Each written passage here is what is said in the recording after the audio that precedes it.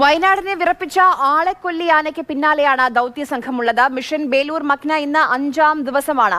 ആന ബാവലി വനമേഖലയിൽ തന്നെയാണെന്നാണ് നിഗമനം. ഇന്നലെ ആന മറ്റൊരു മോഴയാനയ്ക്കൊപ്പം കാട്ടിൽ കറങ്ങുന്ന ദൃശ്യങ്ങൾ വനംവകുപ്പ് തന്നെ പുറത്തുവിട്ടിരുന്നു. സാഹചര്യം അനുകൂലമായാൽ മയക്കുവെടി വെക്കും എന്നാണ് ദൗത്യ സംഘം അറിയിച്ചിരിക്കുന്നത്.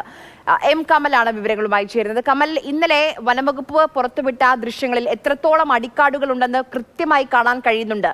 അപ്പോൾ വലിയ പ്രയാസമേറിയ ഒരു ദൗത്യം തന്നെയാണ്. ഇന്ന് രാവിലെ ആനയെ സ്പോട്ട് ചെയ്തിട്ടുണ്ടോ?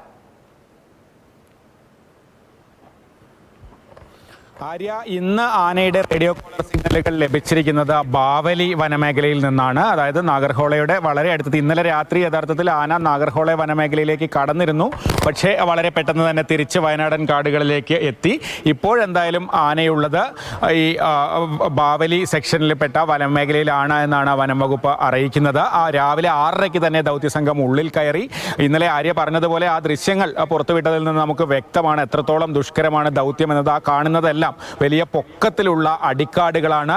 അതിന് ഉള്ളിലൂടെയാണ് ഈ ആന, ഈ ബേലൂർ മഗ്നയും അതിനോടൊപ്പമുള്ള ഒരു ചെറിയ മോഴയാനയും കൂടി ഓടി നടക്കുന്നത്. ആകാശ ദൃശ്യത്തിൽ അത് വളരെ വ്യക്തമാണ്.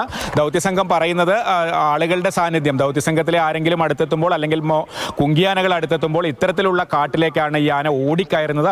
ശരിക്കും ഓടി രക്ഷപ്പെടുക തന്നെയാണ് ആന ചെയ്യുന്നത് എന്നാണ് ദൗത്യസംഘ സേനയിലെ അംഗങ്ങൾ നമ്മളോട് ഇന്നലെ പറഞ്ഞത്.